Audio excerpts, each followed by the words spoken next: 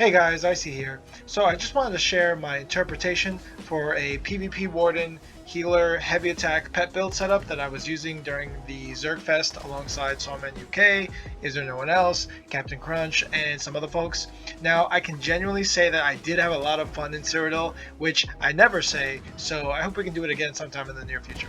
Alright, let's jump into the build. For the gear, I was running a front bar back bar setup, so my static pieces that were active the whole time were the Mighty Chudon's monster set and Snow Treader's mythic item. I normally recommend only running Snow Treaders in BGs, but I figured since we were Heavy Attack Pet Zerg, I could get away with it, and I was right. Snow Treaders felt amazing. I never really felt I was out of position with the whole group, so I think I'm actually going to change my stance going forward with using Snow Treaders in Cyrodiil. The reason why I was using Mighty Chudon's is because I wanted to make use of the Lotus Blossom skill that is part of the Warden class, since I would be light and heavy attacking only, and if I wasn't using Chudon's, then I would have to maintain 3 buffs at all times: Ice Fortress, Bullnetch, and Lotus Blossom. I've done it before and it's a pain in the ass. I also had one piece of trainee for the chest, and I had Pariah backbarred, which most people think is ridiculous, but for the way I play as a PvP healer, whenever I switch to my backbar, it's because that is where I have most of my defensive capability. When someone jumps on me,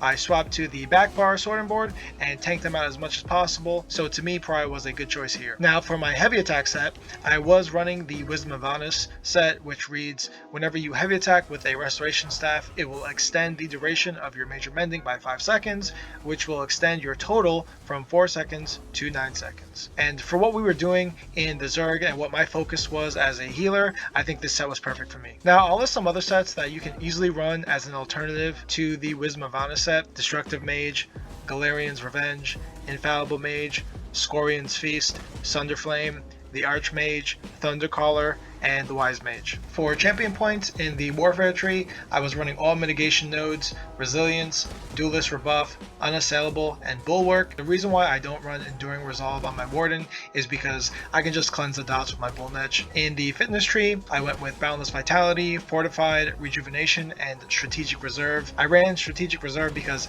I had no real intention of doing anything with the Eternal Guardian Bear, just kind of leave him be and at least give me the 750 health recovery in PvP for being at 500 ultimate. Next time though, because this is a heavy attack build, I'll probably swap out Rejuvenation for Celerity and Strategic Resolve for something like Juggernaut, Slippery, or Expert Evasion. For skills, the main two I want to highlight are Lotus Blossom and Eternal Guardian. Lotus Blossom because upon activation, your light and heavy attacks will heal yourself or an ally around you, and it also grants Major Prophecy. This skill is definitely a must-have when you're doing this type of heavy attack Pet Zerg type of gameplay. And Eternal Guardian, this morph allows the bear to respawn upon being killed with a 1-minute cooldown, which I think is great for PvP. And honestly, there's really nothing else for me to say about it other than it was just my ticket to sit at the lunch table with the cool kids. And other than that, this was my loadout. My hero rotation was just Healing Ward into Leeching Vines. I'd always try to throw out Radiating Regeneration when appropriately, and use my Polar Winds as a burst heal for allies that were near me. And of course,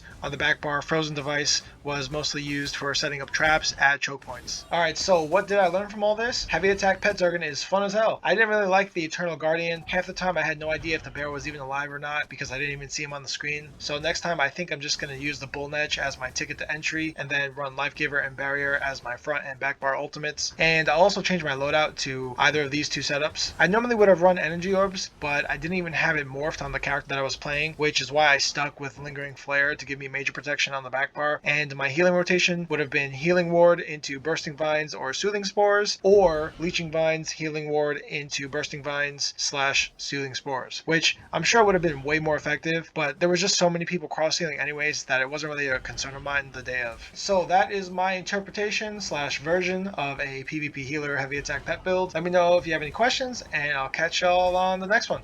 See ya.